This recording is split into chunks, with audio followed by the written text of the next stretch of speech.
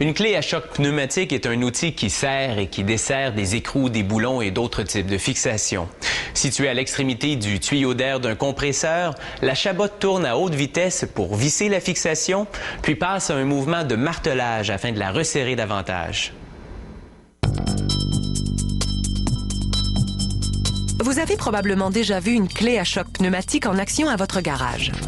C'est un outil standard pour installer et enlever des roues. Une pression d'air circule dans le moteur de l'outil et fait tourner un rotor à l'intérieur. Celui-ci fait tourner la chabotte de l'outil qui, à son tour, fait tourner l'écrou de roue. À l'usine de fabrication, le rotor est fabriqué à partir d'une barre d'acier montée sur un tour. Il faut environ 1 minute et demie pour que les outils de précision informatisés découpent la forme de base. La machine suivante façonne des dents à une des extrémités, créant ainsi un engrenage taillé.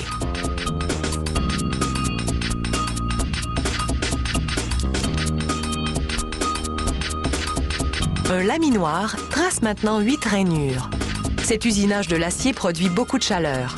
Un fluide de refroidissement coule donc sur le métal pendant toutes les étapes afin d'empêcher l'équipement de surchauffer.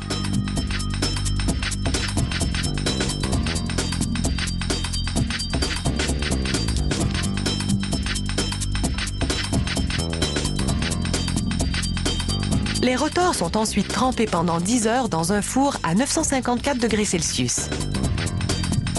Ce procédé permet de durcir et de renforcer l'acier. Toutefois, afin de le fortifier encore davantage, du carbone provenant d'un brûleur au propane est pompé dans le four.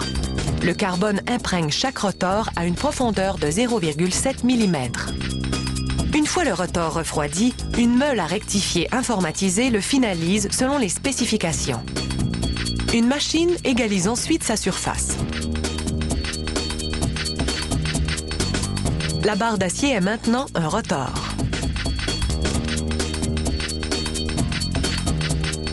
Entre-temps, le boîtier en magnésium de l'outil a été peint d'une couleur vive. Le boîtier se compose de 2 parties, la section principale et le couvercle de queue. Les deux sont placés au four où la peinture cuit pendant une demi-heure à 200 degrés Celsius. L'assemblage commence en insérant une gâchette dans la poignée du boîtier. À l'aide de cet outil, on installe ce dispositif qui bascule lorsque vous poussez la gâchette afin de laisser entrer l'air. Ce ressort maintient le dispositif fermé lorsque vous n'appuyez pas sur la gâchette. Le tuyau d'air du compresseur viendra se fixer à cette douille. Voici la soupape de renversement. Elle s'insère dans le boîtier juste au-dessus de la gâchette. Lorsque vous appuyez sur la gâchette, la chabotte tourne dans le sens des aiguilles d'une montre afin de serrer la fixation. Par contre, lorsque vous activez la soupape de renversement, l'air est poussé dans d'autres chambres, ce qui fait tourner l'outil dans le sens contraire des aiguilles d'une montre afin de desserrer la fixation. Un coussinet de caoutchouc est collé sur le haut du boîtier afin d'améliorer la prise sur l'outil. Un laser grave les renseignements de fabrication sur le couvercle de queue. Pour assembler le moteur, on prend d'abord ce couvercle et on y ajoute un palier sur lequel tournera le rotor.